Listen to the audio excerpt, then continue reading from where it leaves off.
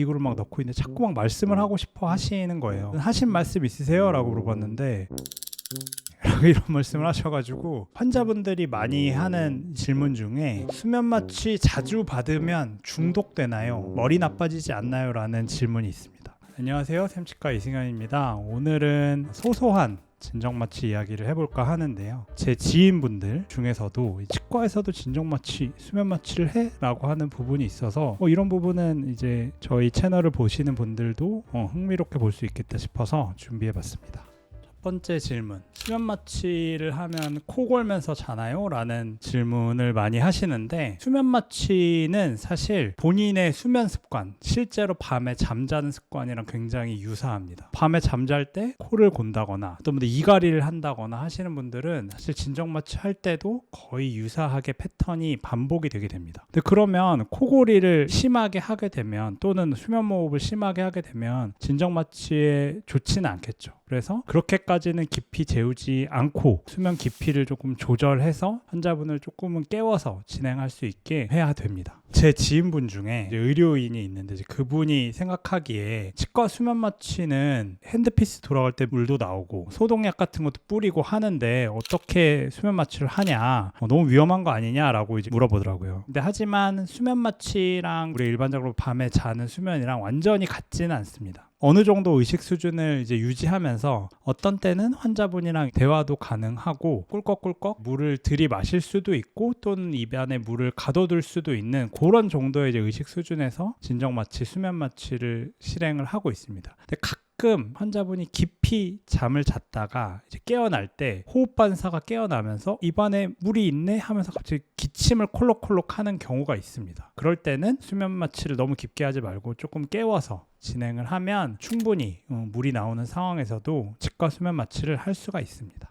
환자분들이 많이 하는 질문 중에 수면 마취 중에 내가 한 말을 선생님 다 들으시나요? 다 기억하시나요? 라는 질문을 많이 합니다. 뭔가 제가 들으면 안 되는 말을 많이 하실 것 같아서 그런 질문을 하시는지 모르겠는데, 말을 하시는 분도 있고 안 하시는 분도 있습니다. 제가 기억나는 에피소드는 기구를 막 넣고 있는데 자꾸 막 말씀을 하고 싶어 하시는 거예요. 그래서 잠이 잘 안 오시는 건가 싶어가지고 이제 개구기 입을 벌려주는 기구를 빼고 하신 말씀 있으세요? 라고 물어봤는데, 이 집 잘하네 이런 말씀을 하셔가지고 빵 터졌던 기억이 있습니다. 그거 말고도 환자분들의 평소의 캐릭터와 다를 그런 말을 많이 하시죠. 굉장히 젠틀한 분이셨는데 갑자기 반말을 하신다거나. 근데 사실 거의 높은 확률로 말씀을 많이 하는 경우는 대부분 이제 청소년기 환자분들, 좀 스트레스를 많이 받나 봐요. 그래서 사실 위험하죠. 혀가 움직이고 하면은 위험하니까 그럴 때는 또 환자분을 약간 깨워서 진행을 하고 있습니다. 수면 마취의 난관에 대한 해결책은 대부분 의식 수준을 다시 깨우는 정도로 하게 되면 해결이 됩니다. 마취하면 잘 기억이 안 나나요? 사실은 약마다 조금 다 다릅니다. 보통 이제 수면 마취할 때 치과에서 가장 많이 쓰는 4가지 약이 있습니다. 케타민, 미다졸람, 프로포폴, 레미마졸람. 그 중에 기억을 안 나게 하는 약은 미다졸람과 레미마졸람이라는 약이 있습니다. 만약에 우리가 잠을 잘 때 누가 쿡 찔렀다고 생각해 보세요. 그러면 아야 하면서 아파하면서 잠을 깨겠죠. 그리고 그거는 기억이 나겠죠. 하지만 이 레미마졸람과 미다졸람을 쓰게 되면 그 아팠던 기억까지도 어느 정도 없애주기 때문에 치과 수면 마취는 사실 이런 약들을 쓰는 게 안전하기도 하고 또 환자의 만족도를 높일 수 있는 방법이라고 생각합니다. 자다가 중간에 깨면 어떡하죠? 라는 질문도 있었습니다. 그래서 환자분들이 이렇게 오해하시는 게, 우리가 수면 마취라는 용어 때문에 오는 경우가 많습니다. 수면이라고 하면 사실은 잠을 자고 전혀 중간에 깨지 않는 그런 상황을 생각을 하시는데, 이거는 사실 우리나라에만 있는 표현이고요. 정식 용어로는 진정 마취, 그러니까 의식 수준을 조금 줄어들인 상태에서 하는 그런 거를 이제 치과 진정 마취라고 합니다. 근데 사실 내시경이나 이런 거 할 때 깨는 일은 흔치가 않은 게, 안에다가 카메라 넣고 사진 찍고 빼면 끝인데, 치과 진정 마취는 환자분들 계속 자극해야 되거든요. 이를 뽑는다거나 마취를 한다거나 계속 이제 통증을 유발해야 되기 때문에 중간중간에 깨실 수가 있어요. 근데 그때 이제 환자분 깨셨어요?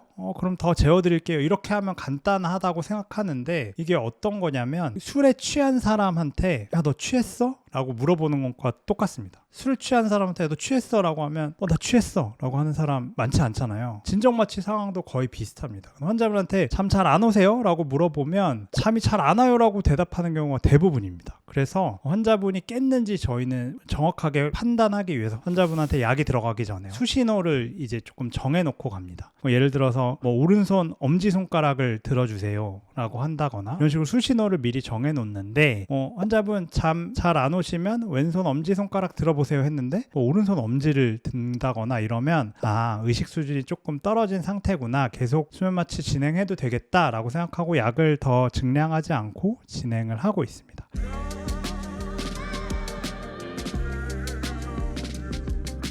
우리는 샘치과에서 세 번째 세대지만 진정마취만큼은 우리가 최고라고 믿어요. 진정마취에 가장 앞서 있는 1983 샘치과.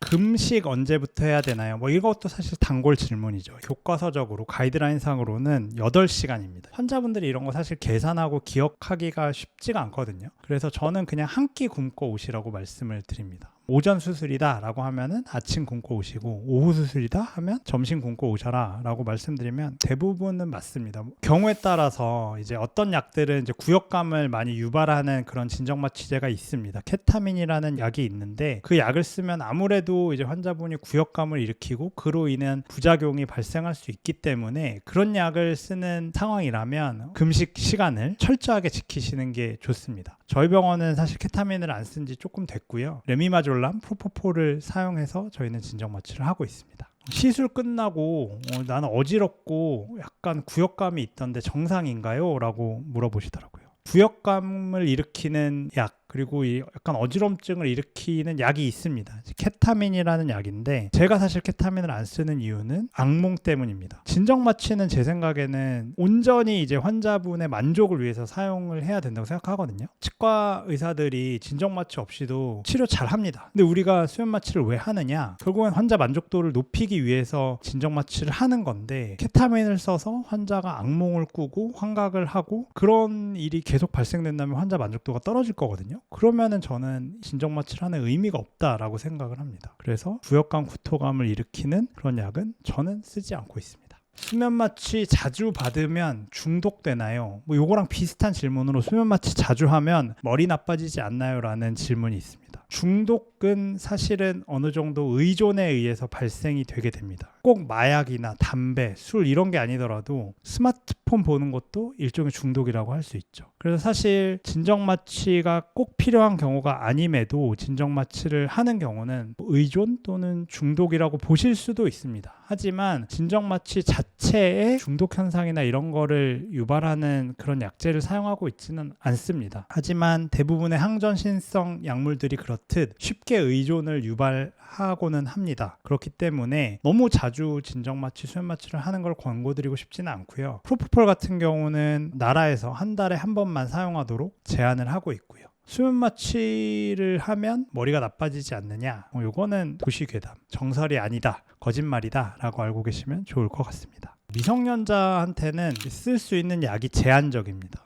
저희가 자주 쓰는 레미마졸람 이런 약들도 미성년자한테는 아직 허가가 되지 않았어요. 근데 그게 아직은 이제 데이터가 쌓이지 않아서 그런 거지 이제 안정성이나 그런 부작용에 있기 때문에 그런 거는 아니라고 보고 있습니다. 미성년자들한테 저는 오히려 더 진정마취를 더 권유하는 편이거든요. 어린 나이에 통증을 참고 억지로 치과 치료를 받게 되면 공포가 트라우마로 남게 돼서 치과를 자주 안 오게 하는 치과 공포증이 되고는 합니다. 그래서 저는 오히려 어린 나이에 침습적인 치료를 해야 된다라고 하면 가급적이면 진정마취를 권유하고는 있습니다. 어떤 분들이 수면마취하는 수술실에 들어오셔서 여기 왜 이렇게 직원들이 많냐, 부담스럽다라고 말씀하신 적이 있는데요. 그것도 다 이유가 있습니다. 일반적으로 저희가 수술을 한다라고 하면 보통 이제 술자 1명 있고 이제 그걸 어시스트 해주는 사람 1명 있는 게 보통 일반적인 치과 치료 상황인데 수면마취를 하면 1명 또는 2명이 더 붙어야 됩니다. 이게 왜 그러냐면 환자분이 숨을 잘 쉬는지, 심장은 잘 뛰는지, 다른 이상은 없는지 면밀하게 지켜보고 그걸 기록을 해야 됩니다. 또 한 명은 수술에 필요한 기구를 까준다거나 약을 교체해준다거나 하는 그런 일을 해야 되기 때문에 최소한 1명 또는 2명의 추가 인력이 필요하게 됩니다. 그러면 사실 수술방에는 수술을 집도하는 저, 그리고 석션과 이제 직접적인 어시스트를 하는 사람 1명, 그리고 수면으로 인한 1-2명이 포함돼서 보통 수술실에는 3명 또는 4명의 의료진이 함께 하고 있습니다. 네, 오늘 이렇게 또 수면 마취에 관련된 소소한 것들을 또 알아봤는데요. 다음에 또 다른 콘텐츠로 찾아오겠습니다. 감사합니다. 병원도 고여있거나 안주하지 않고 적극적으로 변화해야 된다는 게 샘치과의 철학이고 우리가 제일 잘하는 거예요. 1983 샘치과.